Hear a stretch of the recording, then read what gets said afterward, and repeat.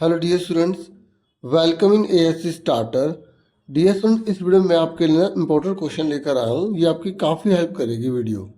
पहला क्वेश्चन है, who are the characters in this poem. यहाँ पर पता है किस पोएम की बात कर रहे हैं? यहाँ पर द कस्टर्ड पोएम की बात कर रहे हैं। और आपके एग्जाम में जो शॉर्ट क्वेश्चन आएंगे, लॉन्ग क्वेश्चन आएंगे, तो उसमें मेंशन किया जा सकता है कि वो किस लेसन से, किस पोएम से है। ठीक है, तो आपको यहाँ पर बताना है कि कौन कौन से करेक्टर हैं द कस्टर्ड पोएम में। तो एक है गर्ल जिसका नाम है बेलिंडा, दूसरा है ड्रैगन जिसका नाम है कस्टर्ड, तीसरा है किटन, है ना, तो उसका नाम है इंक। किटन क्या है पता है आपको? बिल्ली है। और माउस का नाम क्या है? ब्लिंक। और जो डॉग है ना, उसका नाम क्या है? मस्टर्ड है। ठीक है, क्लियर हो गया? उसके बाद नेक्स्ट क्वेश्चन है, what the message is given by Buddha.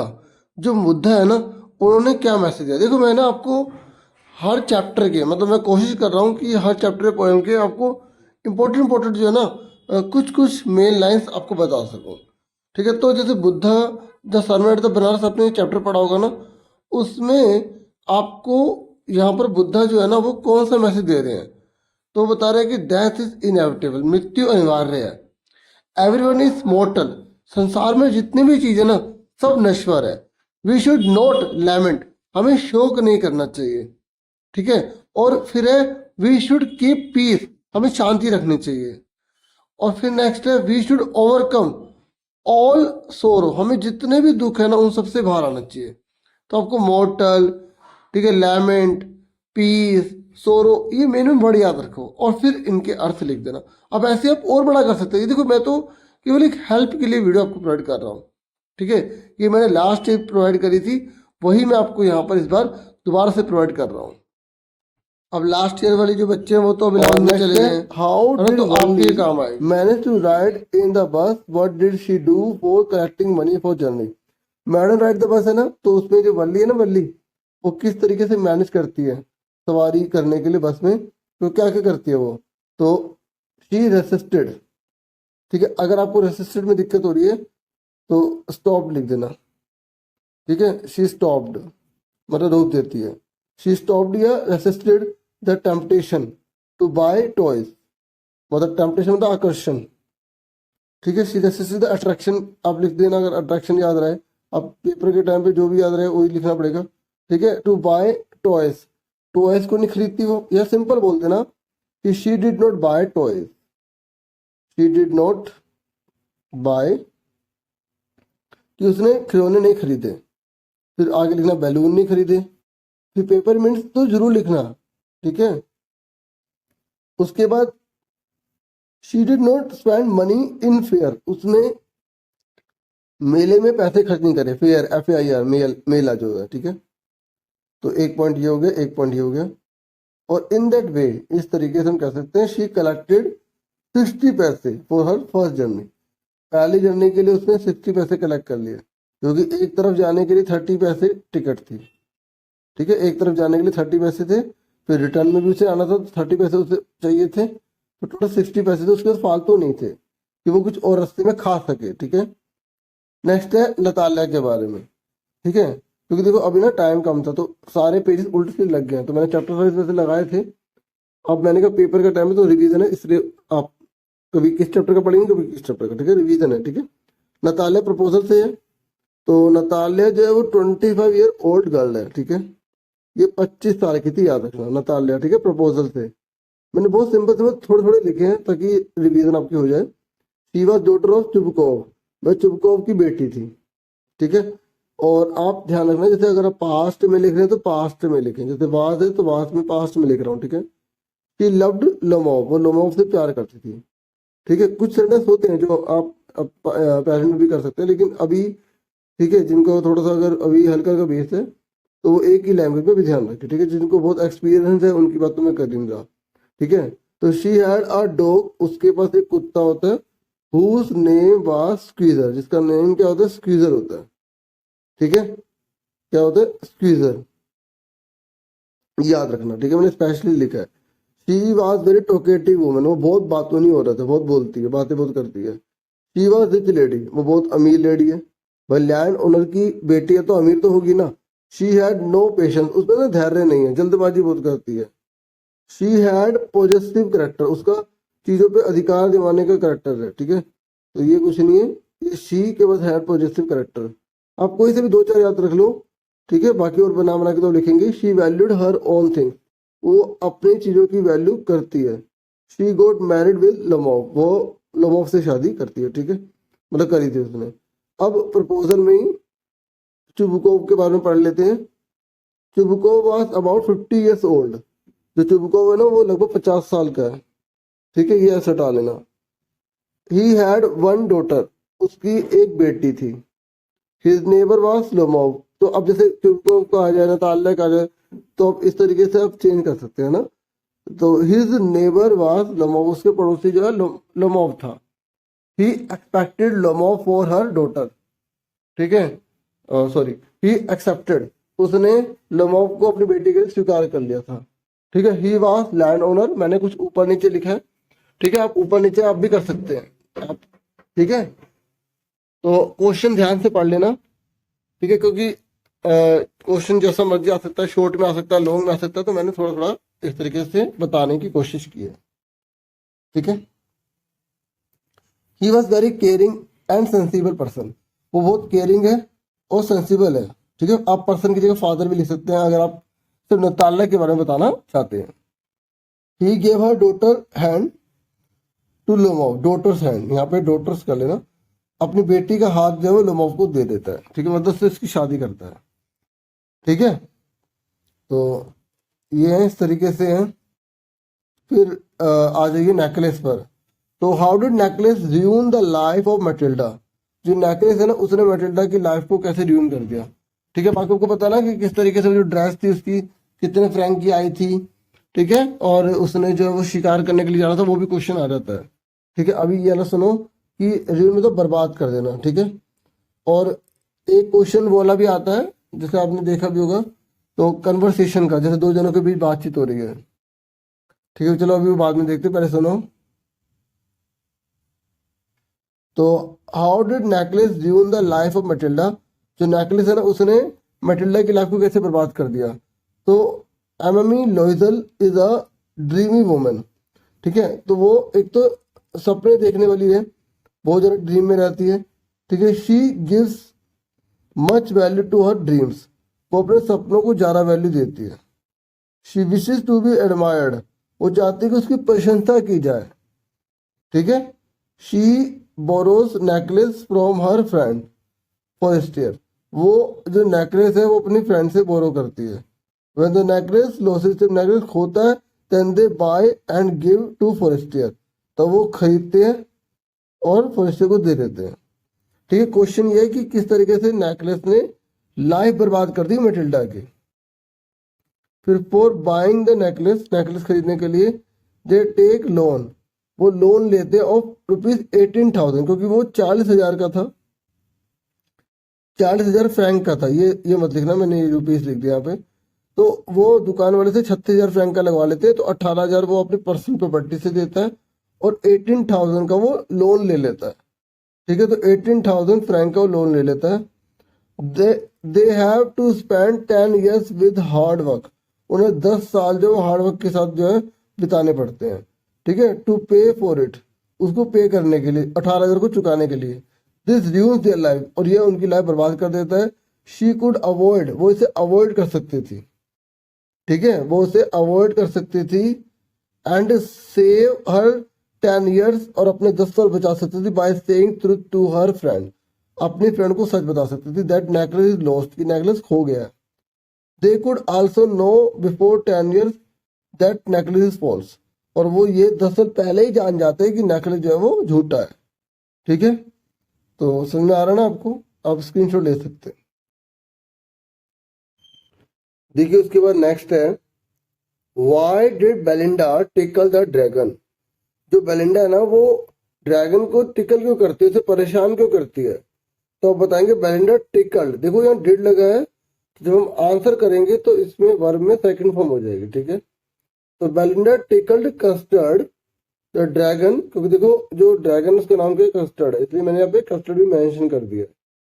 अनमर्सीफुली मतलब बहुत बुरी तरह से उसे जो टिकल करती है, because it was always very scared, वो हमेशा डरता रहता है, and cried for a nice safe cage, और एक सेफ केज मांगता रहता, रोता रहता उसके लिए। शी रब्ड हर फिंगर्स, वो अपनी फिंगर्स को रब करती है Belinda, creating a tingling sensation that would disturb the dragon, और इस तरीके की फिंगर्स को करती है जिससे कि वो डिस्टर्ब हो जाता है। And everyone would laugh at its covered eyes, और इस तरीके से वो डिस्टर्ब होता है ना, सब वो कहते हैं कि तू डरपोगे डरपोगे, और सब उस पर हंसने लग जाते हैं। उसके बाद नेक्स्ट है justify the poet allusion to Rapunzel to the poem Amanda. मतलब आपको बताना है कि जो पोएट ने allusion करा, संकेत दिया है रेपिंजल की तरफ पोएम में अमांडा के लिए, तो उसको जस्टिफाई करना है। तो देखो मतलब आपको बताना है कि ऐसे कौन कौन सी बातें हुई थी पोएम के अंदर जिससे कि पोएट ये बताना चाहता है कि वो अपने को रेपिंजल की तरह बता रही है। तो आप बताना है कि the poet visualise Amanda as Rapunzel, जो पोएट है वो खुद ही विजुअलाइज करता है अमांडा को रेपिंजल की तरह, क्योंकि she wanted to be a free from any restriction, वो किसी भी प्रकार की रिस्ट्रिक्शन से फ्री होना चाहती है, वो टावर में अकेला रहना चाहती है, ठीक है ना। तो इस तरीके से बहुत सी बातें मैंने यहाँ पर इतना लिखा क्योंकि ठीक है, क्योंकि छूट गया था तो अब मैं लिख भी नहीं पाऊंगा, ठीक है। तो अब अगला क्वेश्चन देखिए, ये कह रहा है कि कस्टर्ड ड्रैगन के बारे में बताइए, जो कस्टर्ड है ना उसके बारे में बताइए। तो ही लुक्ड वेरी फियरफुल, ठीक है, वह जो है ना फियरफुल दिखाई देता है, ठीक है। He had big sharp teeth, उसके जो है बड़े बड़े पैने दांत। देखो हालांकि वो फियरलेस था, लेकिन दिखाई वो डरपोक देता है ना, बार बार बोलता है ना मुझे पिंजरा दो पिंजरा दो। और ही हैड शार्प स्पाइक्स, उसकी जो है ना पूरी जो बॉडी पे स्पाइक्स होते हैं ऐसे, ठीक है। और पता ना वो ड्रैगन के बारे में पोएम है आपकी, द कस्टर्ड ड्रैगन, है ना, custard dragon. He gave fire from his mouth, वो अपने मुंह से आग निकालता है ना, and smoke from his nose. He had very sharp nails on his toes, उसके जो पैर के अंगूठे उसके बहुत ज्यादा नेल्स जो है शार्प है, ठीक है। तो उसके बाद नेक्स्ट है डिस्क्राइब द पायरेट, पायरेट के बारे में बताइए। The pirate had pistol in his both hands, उसके दोनों हाथों में ना, उसके दोनों हाथों में क्या है, पिस्टल है जिसे वो चलाएगा, ठीक है। और इस तरीके से पहली बात हो गई। He had a Cutlass in it mouth, उसके मुंह में ना एक तलवार है, ठीक है, उसके मुंह में क्या है, तलवार है, ठीक है, कटलेस है, okay. His beard was black, उसकी दाढ़ी जो है वो काली है। He had one leg of would, उसकी एक लात लकड़ी की है, ठीक है। और ही वॉज नॉट गुड, वह अच्छा नहीं था, ठीक है। तो कोई से भी दो तीन पॉइंट आप याद रख लो, समझ लो, ठीक है। नेक्स्ट देखिए, जो इब्राइट है ना, इब्राइट, इब्राइट की लाइफ में टर्निंग पॉइंट कब आया। तो टर्निंग पॉइंट तब आया द ट्रैवल ऑफ मोनार्क 10 की वजह से, जो बुक थी ना जो उसकी माता ने लाके दी थी, द ट्रैवल ऑफ मोनार्क 10, उसकी वजह से उसकी लाइफ में टर्निंग पॉइंट आ गया। और आप क्या बताएंगे, he described how monarch butterflies migrated to central America, उसने इसी को, जब आप उसकी जिंदगी में बुक आई तो उसने डिस्क्राइब भी करा मोनार्क जो बटरफ्लाई थे वो कैसे माइग्रेटेड हुई थी सेंट्रल अमेरिका में। और the world of science is open for him, और इसी की वजह से पूरी पूरी जो साइंस की दुनिया उसके लिए खुल गई, और इसमें उससे आगे की तरफ बढ़ने का रास्ता मिलता चला गया, ठीक है। फिर नेक्स्ट है what is the central theme of poem Amanda, जो पोएम अमांडा है ना उसकी सेंट्रल थीम क्या, मतलब क्या शिक्षा दे रही है हमें। The poem Amanda by Robin Klein, अगर आप ये नहीं भी लिखेंगे तब भी कोई बात नहीं, ठीक है। थोड़ा सा ये मैंने बहुत पहले लिखा था ना, इसलिए थोड़ा सा मैंने हाई लैंग्वेज में यूज कर दिया इसे।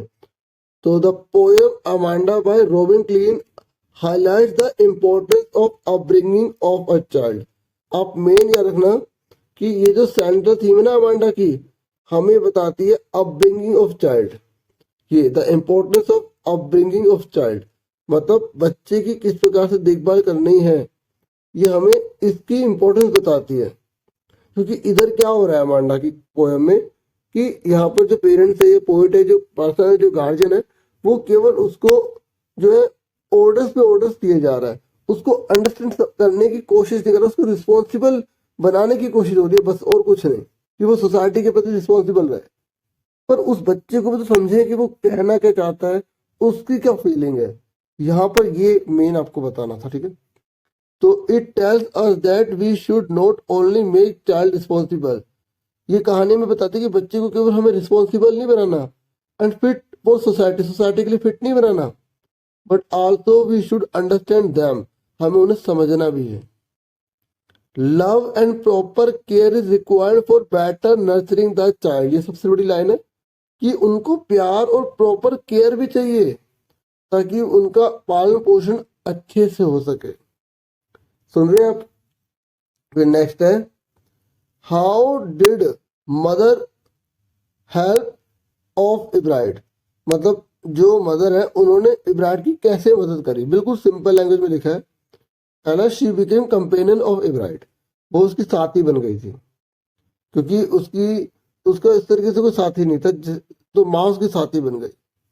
कंपेनियन, आप अगर याद ना रहे ना कंपेनियन, आप फ्रेंड लिख देना। ठीक है, she found work for him, उसके लिए काम ढूंढा, उसे काम में लगाती रहती थी, वो कभी किताब देती, कभी क्या कभी क्या। She took him for trip, उसे ट्रिप में भी लेके गई। शी बोट मैनी थिंग्स, उसके लिए बहुत सारी चीजें खरीदी, जैसे telescope, microscope, camera. She always motivated him, उसको हमेशा मोटिवेट किया। आप 5 पॉइंट लिखे हैं, कोई से 2-3 लिख लेना। ठीक है, बाकी आप सारे भी लिख सकते हैं और आपको पता भी होंगे, रिवीजन करवा रहा हूं मैं। ठीक है, और अगर क्वेश्चन आ जाए कि क्वालिटीज ऑफ अ साइंटिस्ट, या इब्राहिम में साइंटिस्ट के क्या गुण थे, क्या क्वालिटीज थी, तो आप बता देना curious to learn new things, एक साइंटिस्ट वही है जिसके अंदर नई नई चीजों को सीखने की उत्सुकता हो। First rate mind, energetic, competitive. ठीक है, आपका दिमाग बहुत तेज होना चाहिए, ऊर्जावान होने चाहिए, और कंपटीशन में रहने वाला होना चाहिए। ठीक है, उसके बाद एनिमल जो पोयम है ना, तो यहाँ पर the poet in the poem animal laminates the laws of certain values on the part of human beings. ये ना क्वेश्चन थोड़ा बड़ा दिख रहा होगा आपको, देखो काफी बड़ा है, तो इस तरीके से कभी घुमाव दे दिया जाता है।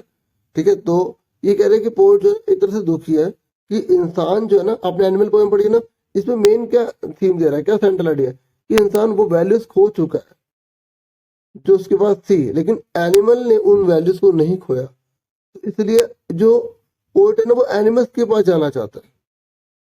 सुनते, वो अब ना इंसान के पास नहीं जाना चाहता, क्योंकि इंसान वो वैल्यूज को खो चुका है। तो यहाँ पर यही क्वेश्चन में अच्छे से बता रखा है। तो कह रहे आप बताइए, analyse the cause of degeneration of values. यहाँ पे डिग्रेडेशन था। ठीक है, मतलब वैल्यू डिग्रेड क्यों हो रही है आज के समय में, क्यों हो रहा है ऐसा, इंसान जो है वो क्यों वैल्यूज को भूलता चला जा रहा है, जबकि सारी वैल्यूज इंसान के पास थी और जानवर ने उस वैल्यूज को नहीं खोया। जैसे कौन कौन सी वैल्यूज है, जैसे काइंडनेस होना, इनोसेंस होना, ठीक है, सेल्फ कंटेंट होना, अपने आप में संतुष्ट रहना। ठीक है, और जैसे अब पहले इंसान पाप करते थे, फिर उसके पछताता है, दूसरे के आगे झुकता है ना। तो we see in our surrounding new new invention, तो यहाँ पर थोड़ा सा ये लिखना था, we see new new invention in our surrounding, आज हम नए नए प्रकार की क्या देखते हैं, खोज देख रहे हैं। World is filled with new materials, पूरा संसार नए नए संसाधनों से, चीजों से भर गया। मटेरियल्स लिखो या थिंग्स लिखो, एक ही लिखना। People are hankering after money, लोग पैसे के पीछे भाग रहे हैं। दे आर लॉसिंग एसेंस, और इसलिए वो अपने एसेंस को खो रहे हैं, अपने करेक्टर को खो रहे हैं, वैल्यू को खो रहे हैं, काइंडनेस को खो रहे हैं, इनोसेंस को खो रहे हैं। But on the other hand animal did not loss the essence of their character, लेकिन एनिमल्स ने अपने करेक्टर को नहीं खोया। ठीक है, समझ में आ गया आपको? इसका शॉर्ट स्क्रीनशॉट लेने ले सकते हैं। उसके बाद नेक्स्ट है why was Ramlal worried most about Bholi's amongst all his children. तो रामलाल के आपको पता ना कौन कौन से बच्चे थे, क्योंकि एग्जाम में एक बार ये भी आया हुआ है कि रामलाल की जो बेटियां थी उनके नाम क्या क्या थे, ठीक है। और सबसे छोटी बेटी के बारे में बताइए, ठीक है। तो आपको पता होना चाहिए सबसे छोटी बेटी जो है उसका नाम रियल तो सुलेखा था, लेकिन उसको बोलते सारे भोली थे, है ना, क्योंकि वो स्टैमर्ड होती थी और पूरी तरह से डम काव की तरह थी, है ना, ठीक है। तो और अब आगे सुनो। तो उस ये क्वेश्चन आपको समझ में आ गया कि पिता की सबसे बड़ी चिंता का कारण भोली क्यों थी सभी बच्चों में। तो आप जैसे भोली के करेक्टर स्केच आपको पता है वही आप लिख सकते हैं, जैसे करेक्टर स्केच आगे तो आप ये लिख सकते हैं उसमें भी। तो भोली नेवर टॉक टू एनीवन, भोली किससे बातचीत नहीं करती थी। एंड स्टैमर्ड वाइल स्पीकिंग, और हकलाती थी, ठीक है, जब भी किससे बात करती थी तो हकलाती थी। शी वॉज नॉट ब्यूटीफुल, वह सुंदर भी नहीं थी। Because once when she was 2 years old, एक बार जब वह 2 साल की थी, she was suffered by small pox, वह जो है दो स्मॉल पॉक्स से पीड़ित हो गई थी। ड्यू टू इट, इसकी वजह से क्या हुआ, Bholi had many black spots on her body and face too, इसकी वजह से उसकी पूरी बॉडी पर ब्लैक स्पॉट्स आ गए, काले काले धब्बे हो गए और फेस पर भी हो गए। So Ramlal was always worried about her marriage, और इसलिए वो उसकी मैरिज के लेकर चिंतित रहता था, ठीक है। तो मैंने मैरिज इसलिए भी जोड़ दिया क्योंकि एग्जाम में अगर मैरिज का भी आ गया तो ठीक है, नहीं तो आप तो रामलाल वॉज ऑलवेज वरीड इतना भी छोड़ देंगे, ठीक है। ठीक है, आगे नेक्स्ट है, व्हाई डिड भोली लुक एट बिशंबर डिसरिस्पेक्टफुली। ये कह रहे जो बिशंबर नाथ था ना, जो भोली की शादी के लिए आया था, जो मिडिल एज का था, जिसके बच्चे भी इतने बड़े बड़े थे, जिसकी लात भी थी, मतलब लंगड़ा था, लेम था, है ना, तो वो उसको भोली ने पहले तो मतलब मना नहीं करा शादी के लिए, बाद में से डिसरिस्पेक्टफुली क्यों देख रही थी, क्यों उसकी इज्जत नहीं कर रही थी, मतलब भोली ऐसा क्यों हुआ था, क्या हुआ था। भोली looked at Bishambar with cold contempt, उसने बहुत गुस्से से देखा, है ना, कोल्ड कंटेम्प्ट से देखा। बिकॉज ही हैड डिमांडेड ₹5,000, क्योंकि उसने 5,000 की डिमांड करी थी, to get married to her, उससे शादी करने के लिए। Bholi saw how her father got humiliated, उसने देखा कि उसके पिता को किस प्रकार से ह्यूमिलेटेड किया गया है, ठीक है, उनके साथ एक तरह से शोषण सा उनके साथ किया जा रहा। She realise that Bishamber was greedy, उसे महसूस हो गया कि ये ग्रीडी लालची है, ठीक है, एंड एक्सप्लोइटेशन हर फादर, और अब उसके पापा को लूट रहा है, ड्यू टू हर लुक, उसकी क्योंकि वो दिखती है ऐसी इसलिए, ठीक है। आप इतना भी लिख सकते बिशंबर वॉज ग्रीडी, ठीक है, इतना भी लिख सकते हैं। बाकी एक्सप्लोइटेशन है ये, her father due to her look, उसके पापा को लूट रहा था क्योंकि उसकी शक्ल की वजह से, ठीक है। अब उसके आगे देखो, देखिए टोटल 15 पेज ही हैं। अब हेड ड्राइवर का थोड़ा सा देख लेते हैं। Where does head driver take the lawyer, मतलब जो हेड ड्राइवर है ना वो लॉयर को कहाँ कहाँ लेके जाता है। तो फ्रिट्ज की शॉप थी, है ना, तो गुस्ताव की बार्बर शॉप थी, ग्रे की शॉप थी, पुल रूम की, हिज होम, क्योंकि उसके घर लेके जाता, अपने घर लेके जाता ना वो लंच के लिए, है ना, लंच करवाता है तो उसका भी $0.5 चार्ज कर लेता है, और हर घंटे का $1 लेता है ना। लुटकिंस फार्म यार्ड, और लुटकिन के फार्म यार्ड की जो जहाँ माँ रहती है, ठीक है, मैंने अभी कहा था 9 फीट है किस तरीके से, है ना। Why does animal note weep for their since, जो एनिमल्स वाले में थे, एनिमल्स अपने पापों को क्यों नहीं, पापों के लिए क्यों नहीं रोते। They did not to do so, they need not, उनको ऐसा करने की जरूरत नहीं है। दूसरा, they do not do sins, वो पाप नहीं करते हैं, ठीक है। What do animals not do but human do, मतलब कौन सी चीज जो जानवर नहीं करते इंसान करता है। जैसे दे do not weep for their since, वो अपने पापों के लिए रोते नहीं है जानवर। दे do not collect money many things, वो बहुत सारी चीजों को कलेक्ट नहीं करते हैं। दे do not band in front of other, वो दूसरों के आगे झुकते नहीं है, ठीक है। और ये बेकर फ्रॉम गोवा लिख रहा था, तो टाइम कम होने की वजह से मैंने सिर्फ इतना लिखा कि बेकर नेम इज कॉल्ड पेडर, उनको जो है उनको पेडर कहा जाता था। His dress name is kabai, उनकी ड्रेस का नाम कबाई था। वो स्वीट ब्रेड्स भी बेचा करते थे और ब्रेड्स भी बेचते, लॉफ्स ऑफ ब्रेड बेचते थे, ठीक है, LOAVES, लॉफ्स ऑफ ब्रेड, ठीक है, और एक होता तो LOAF, ठीक है। तो इस तरीके से मैंने इसमें लिखा नहीं है तो अभी इस पे हो भी नहीं पाएगा। अब जितना वो देखो आप, तो इधर 2 legends about discovery of T, जो चाय को लेकर 2 कथाएं थी वो कौन सी थी? तो there was a Chinese emperor, एक चाइना का राजा था, बहुत सिंपल लैंग्वेज में लिखा है, who used to drink boiled water, जो उबला हुआ पानी पीता था। One day a twig fell into water, डंडी उसके पानी में गिर गई, ठीक है। वैसे आपको पता होगा जैसे जहां जिसमें नीचे आग लगी हुई थी ना, तो उसी की डंडी उसमें गिर गई थी, लेकिन वो मैंने लिखा नहीं, तो to the point, it gave delicious flavour, और उसने बहुत अच्छा फ्लेवर दिया। Then it is that tea leave, तब उनको टी की पत्तियां कहने लग गए, ठीक है, और चाय बोलने लग गए। आप टी ट्विक्स भी लिख सकते हैं, ठीक है। फिर दूसरा, वंस अ बुद्धिस्ट, एक बार एक बुद्धिस्ट थे, who used to feel sleepy during meditation, जब वो साधना कर रहे थे ना, तो वो हमेशा क्या फील कर रहे थे? स्लीपी, नींद आ रही थी उनको। सो ही कट ऑफ मतलब काट देना उसको, ठीक है, हिज आईलिड्स, उन्होंने अपने आईलिड्स ही काट दी, एंड थ्रू देम अवे, और दूर फेंक दी। Then there plants grew out, तो वहां पर पौधे उग गए, which is called tea plant, जिन्हें टी प्लांट्स बोला गया, ठीक है। और लोमोव के बारे में अब ये आगे, यहाँ पर लोमोव मैंने कहा था ना कुछ पेज आगे पीछे हैं, तो लोमोव जो 35 ईयर ओल्ड है, वह नेबर है चुबुकोव का, वो भी लैंड ओनर है, ठीक है। He wanted to marry with Natalya, वो नताले से वो भी शादी करना चाहता है। He came in formal dress to propose Natalya, वो फॉर्मल ड्रेस में आता है नताले को प्रपोज करने के लिए। He claimed and fought for oxen meadows, मैंने इसलिए यहाँ पर ऑक्सिन विडोज लिखा क्योंकि इस चैप्टर में से भी आ जाते हैं कि दो यहाँ पर आपको जो ह्यूमरस थिंग लगी वो बताइए। ह्यूमरस मतलब जो आपको जैसे मजा आया इस नाटक में, आपको क्या मजा आया, तो आप बता सकते हैं। एक ऑक्सिन विडोज को लेकर फाइटिंग होती है, इसलिए मैंने यहाँ पे लिख दिया।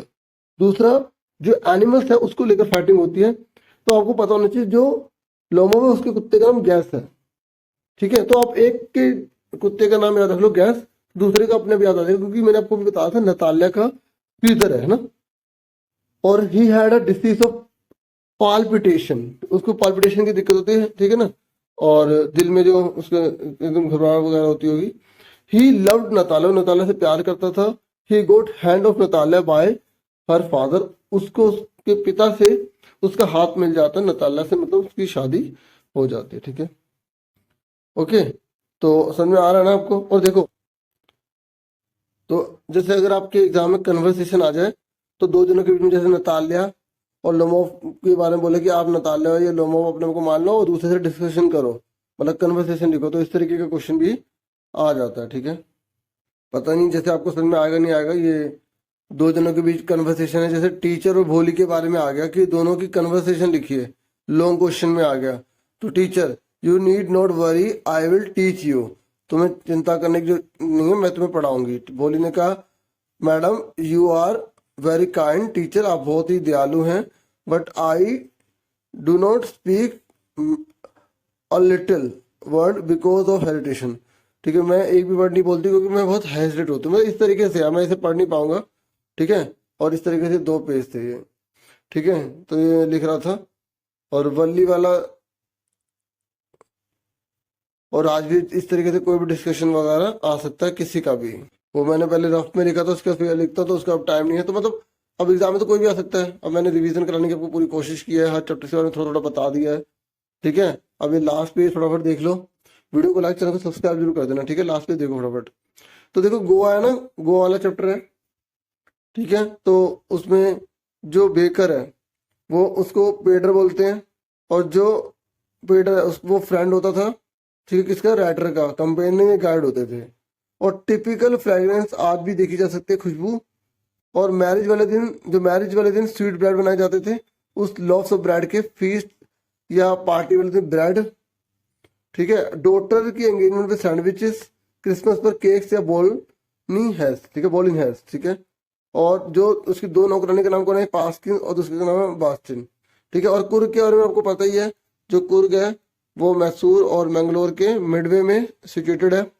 और वो डिस्ट्रिक्ट है कर्नाटक का, ठीक है।